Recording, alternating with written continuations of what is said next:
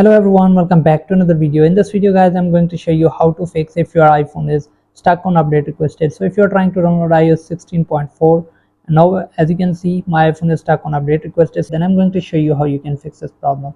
So let's get start the video. Before you start the video guys, hit the like button and subscribe to the channel for more upcoming videos. To fix this problem, first of all make sure that you have a strong internet connection. So if you're using cellular data, you can switch to Wi-Fi and open any social media apps or YouTube to check if your internet connection is working.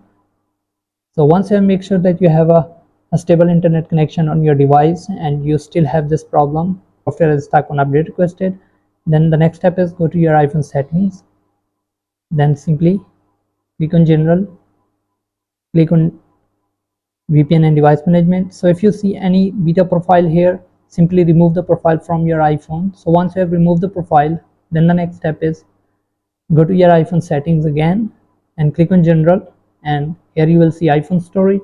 Simply click on it and scroll down all the way until you see this iOS 16.4 update. Then simply click on delete update, click on again. So once you have deleted the update from here, now close the setting completely. Now go to settings again, click on general, click on software update, then simply click on download and install, enter your iPhone passcode. Now this time it will start downloading the update without getting stuck on update requested. Just wait for a few seconds.